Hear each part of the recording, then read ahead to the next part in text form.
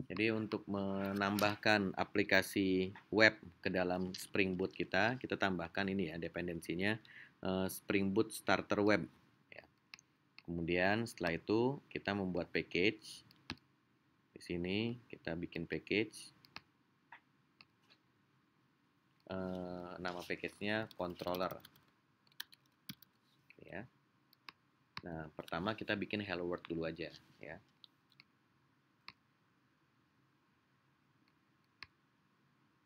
New Java class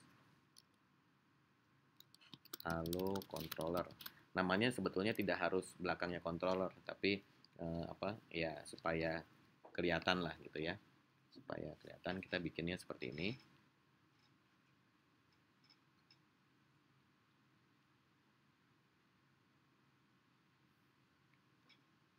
Nah, di sini itu adalah REST controller ya.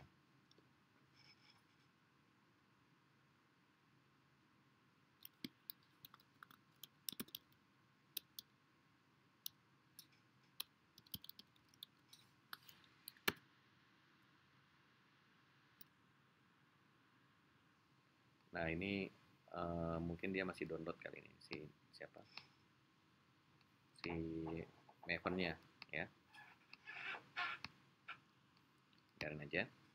Pak, anotasi ini khusus di Spring aja kayaknya ya. Iya.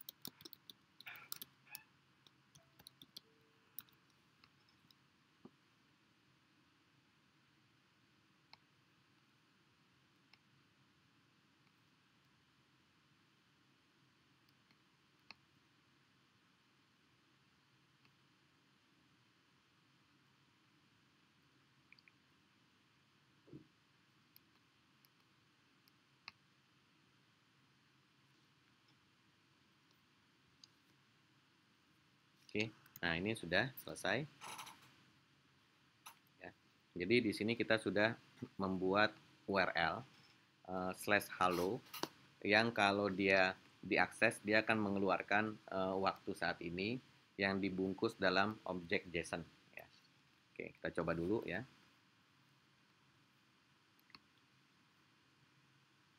Yang aplikasi kita kan ini ya kemarin ya.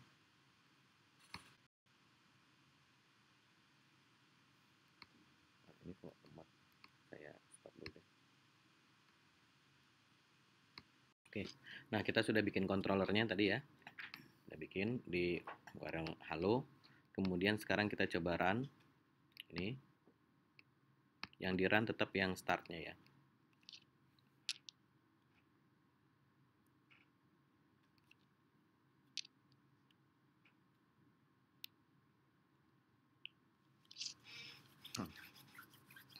Nah, nanti dia error karena MySQL-nya belum di start. Oke, kita start dulu MySQL.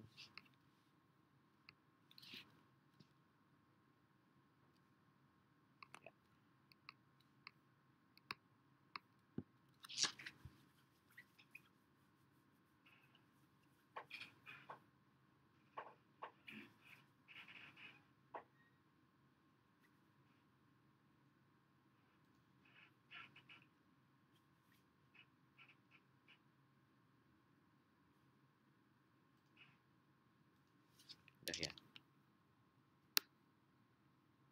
Oke, started ya. Nah, sekarang kita bisa tes localhost 8080/halo ya. Nah, ini keluar ya. Oke, waktunya jam sekian. Nah, gimana kalau kita mau punya file HTML? Nah, si Spring Boot, dia file HTML-nya itu dia bilang simpanlah di folder src main resources. Kemudian di dalam sini bikin, coba saya lupa juga.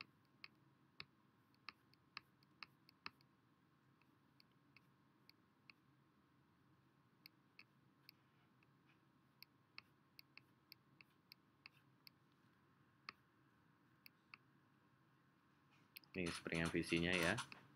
Kemudian kalau nggak salah ada di folder kita HTML atau static. Nah, ini static content. Static content itu ya HTML ya. HTML, CSS, dan lain-lain. Dia bilang ambillah akan menyediakan static content dari folder static, public, atau resources. Jadi terserah mau simpan di mana ya. Misalnya dia bilang jangan gunakan src main web app. Kan sebelumnya kan kita pakainya src main web app ya. Kalau mau dipakai di package dari jar ya. Oke, nah sekarang kita berarti bikin aja di sini. Misalnya kita bikin static gitu ya. Static. Nah, di dalam sini kita bikin file HTML. Misalnya coba .html gitu ya.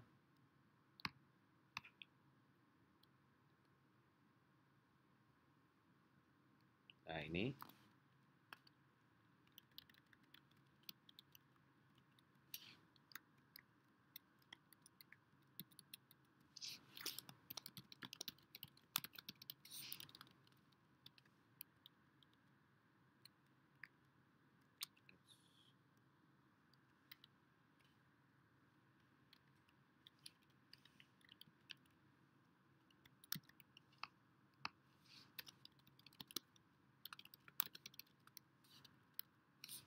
bisa langsung nggak?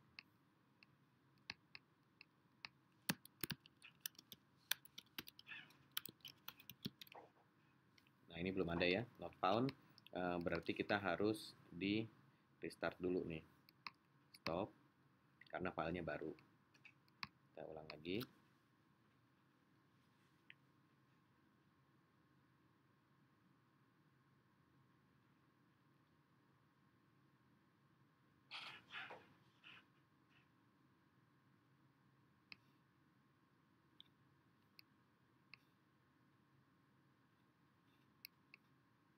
Address already in use.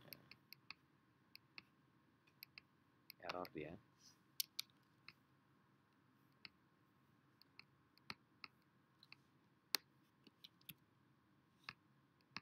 Oh, masih jalan yang tadi ya. Kita stop dulu deh.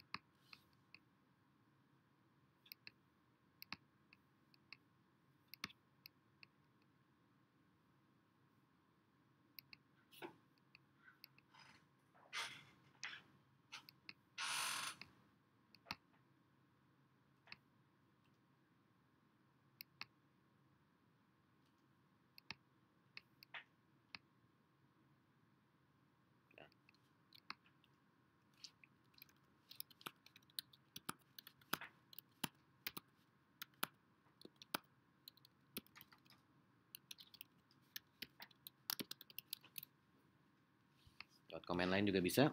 Kita jalanin lewat command line aja.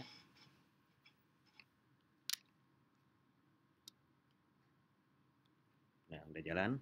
Kemudian bisa kita lihat coba HTML gini ya. Nah, ini Halo Spring Boot. Kemudian kita juga bisa edit nih si filenya. Kemudian kita bisa langsung refresh. Jadi kalau aplikasi kalau file HTML itu nggak usah di restart, harusnya bisa langsung gitu ya. Nah, di sini kita ganti menjadi H1 gitu ya. Nanti kan jadi bold dia. Save. Kemudian bisa di refresh harusnya. Nah, ini ya. Oke. Nah, jadi untuk di Spring Boot mengaktifkannya cukup kita tambahkan ini aja nih. Starter web, kemudian tinggal buat controller ya. Nah, di sini REST controller ini dia supaya terdeteksi dan diproses ya. Kemudian yang request mapping ini untuk mengatur dia adanya di URL mana. Jadi URL mana yang memanggil objek ini, gitu ya. Seperti itu. Nah, kemudian misalnya di sini kita mau ada parameter, misalnya di sini tadi kan halo gini ya. Nah, saya mau kirim parameter misalnya di sini nama sama dengan Andy gini ya. Terus namanya saya mau tampilkan di bawah sini. Nah, caranya di sini kita bisa definisikan di dalam metode parameternya string nama gitu ya. Kemudian namanya ini dia kan berupa request parameter kan, add request param.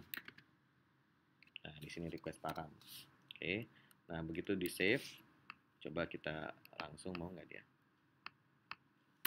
Nggak mau ya, harus restart ya. Ctrl C dulu, jalanin lagi.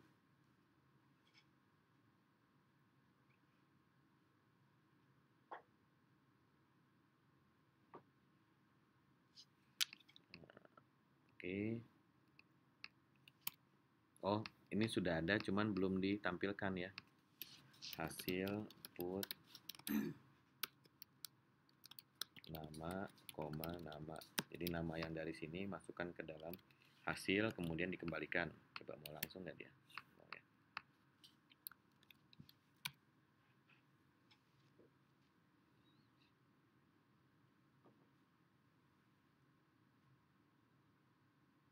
Spring Boot titik dua run itu berarti jalankan aplikasi Spring Boot, Pak. Iya, Itu betul. maksudnya.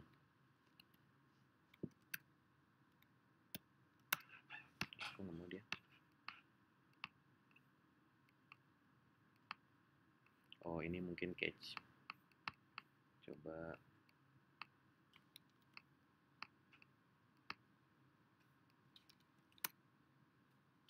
Tetap tidak mau ya. Harus di clean dulu apa?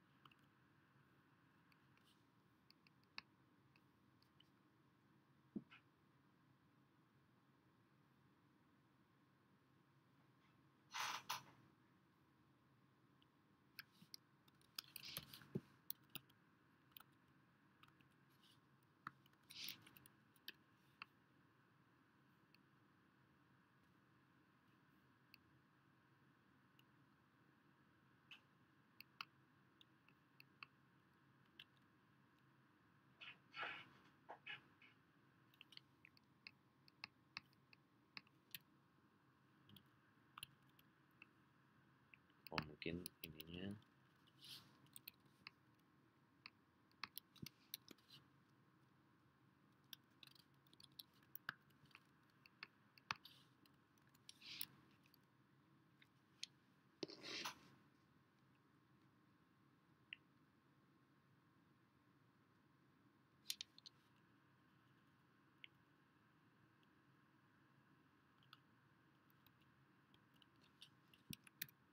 Nah, ini udah bisa ya. Oke. Nah, kemudian di sini tapi kalau misalnya coba ya kita akses halonya saja. Nah, dia bilang error nih, bad request 400. Kenapa? Karena begitu kita pasang request param, dia defaultnya adalah required. Jadi kita harus bilang ini opsional. Opsional itu kan requirednya false. Ini ya. Nah, seperti ini. Oke. Coba apakah harus restart? Nah, ya.